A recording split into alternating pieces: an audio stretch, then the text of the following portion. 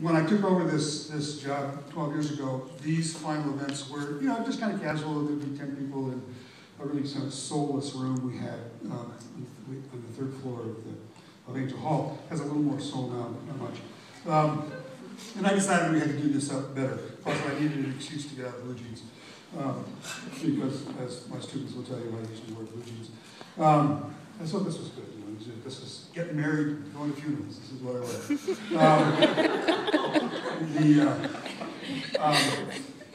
So we had to find ways that we could get rooms like this, and one of the ways we could do that was to become a club.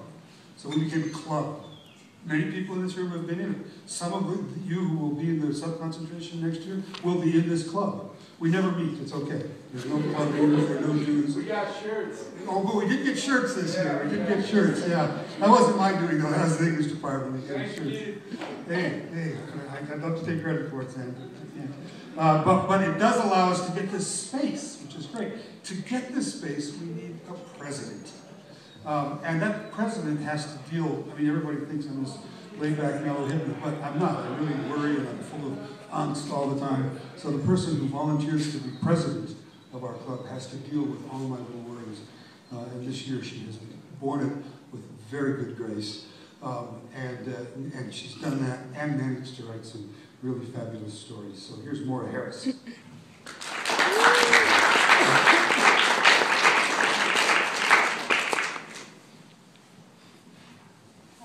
Thank you all for coming.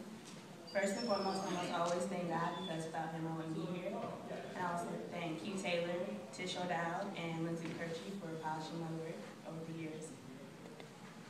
So I'm going to start with my first story, my thesis. I'm going to be done like 5 or 6 pages. It's called Beyond the Field.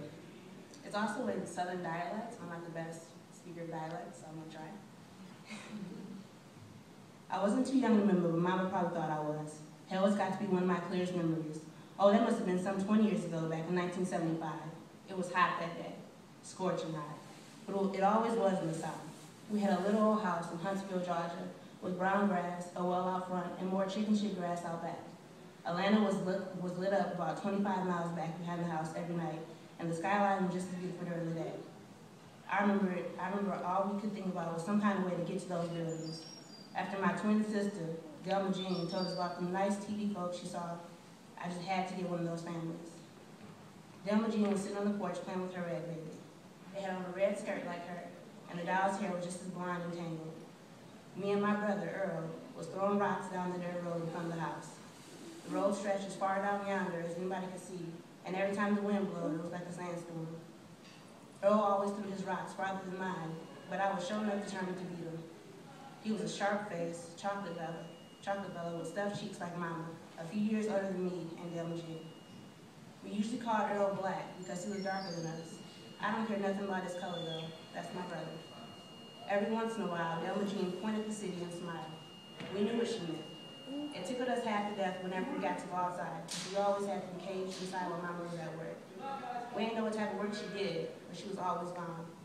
Sometimes she'd get home at night, walking on the slant. And sometimes she'd get home around 5 or 6 in the afternoon like she did that particular day. Yeah. Shit, I even remember the night before when she made us stick our fingers in boiling water. It wasn't the first time it happened, and it sure wasn't the last. So anyhow, we was outside playing and smelling some of God's good breath.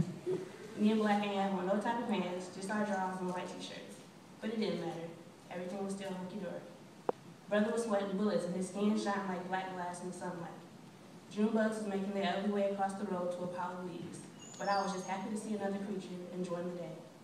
Then nobody would be cooped up in that devil's ass of a room when we ain't have no type of choice. Mom used to tell us that that's where her mama died.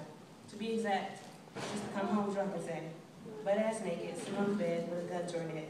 Now my mama was sure enough dead.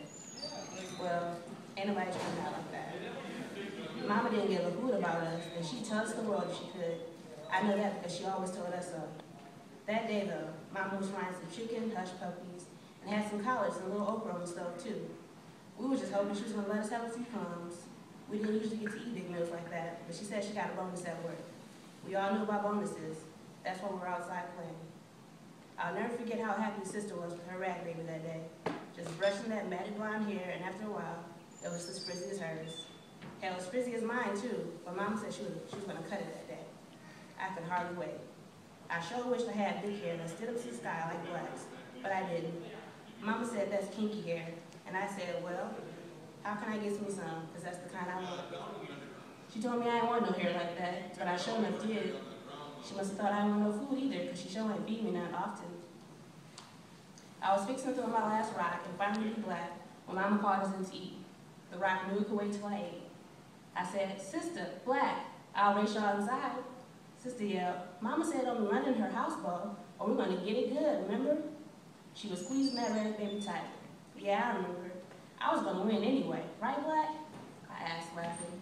No, that ain't true, none. I'm gonna win if we ever get to run somewhere. Black laughed when we walked to the door. Wash your hands and eat, Mama told us. She was sitting on the sofa watching TV and tapping her red heels on the rocking chair. We never got to watch no television. Shit, we barely got to watch our dreams good before heat and hunger woke us up. We sat at the table, said grace, and ate slow because it got us full real fast. Then we got to just stuff ourselves. Mama sure could cook when she did. After supper was over, she set me down in front of the sofa with the scissors and started cutting. Blonde curls was falling all around me. The more she cut, the cooler it got. My neck was finally free. I didn't know how she or sister could live with all that hair bouncing around behind them all day.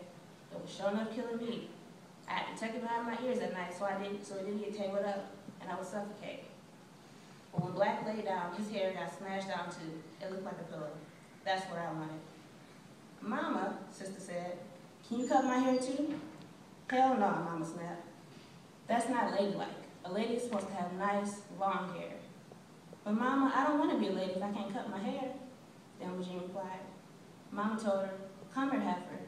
And sister walked over to her. Stick your lips out, Mama said. Then she slapped Sister hard with the back of her hand. Sister sure enough started hollering. Mama couldn't stand to hear us crying, so she snatched Sister up by her neck and slammed her down on the floor. Sister screamed. Mama kicked her in the side with that red heel shoe. I said, Mama, she don't mean to cry. And she turned around. I tried to run to the kitchen, but she kicked me in the back after a few steps. I fell on my face, and she stumped on my back a few times. I fought back tears as best as I could, but it ain't working none. Black was trying to pick Sister up off the floor and wipe her eyes, but Mama slapped him in the back of the head with the scissors and yelled, leave that bitch down there until she shut up. Black sat on the floor and wiped his own eyes. My back was bleeding, so was Sister's side, but that didn't stop us from sitting back up like it was all right.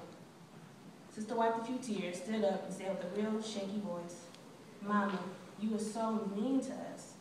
I swore for God the room was most silent than a whole night. Mama turned around real slow like, and I ain't never, even to this day, seen a face more evil than that.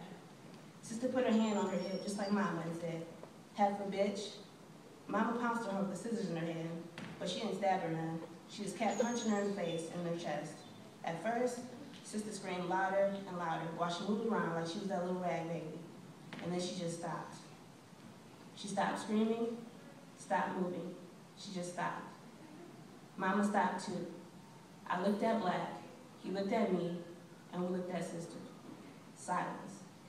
Mama leaned over Sister and put her ear against her bloody mouth for a few seconds. Then she touched Sister's neck and her wrist. Mama stood up, blank-faced, and walked into her room on the other side of the kitchen. We were still silent and staring at Sister sprawled out on the floor. Silence. A few seconds later, Mama walked back in with a big, black footlocker. She unlatched it and bumped the top back with a loud click. Mama mumbled, y'all say goodnight to y'all sister, and you better not ever tell nobody about this. We didn't budge. We didn't even have nobody to tell or no way to tell it. She stuffed Sister into the footlocker like a rag baby, legs first. Mama got a bunch of baking soda out the fridge and poured it in the footlocker. Then she threw in some incense. We didn't budge, just stared and stared. When she closed the footlocker, some of Sister's blonde hair was hanging out, so she opened it back up and tossed it over her bloody face. Mama grabbed the handle of the side of the footlocker and dragged me into our dungeon. She told us to open the doors to the closet. We did. Mama covered the footlocker with some old blankets, threw some incense in the closet, and shut the door. Then she shoved some towels out at the bottom of the door. Keep the window open and the closet door closed, she said. I don't ever want to hear tell of the door being open. Get your asses to bed. She walked out and slammed the door to our room behind her. When we heard the door lock and Mama walked into her room, we sat down on the bed crying. Who can ever forget something like that? Yeah, I remember it well.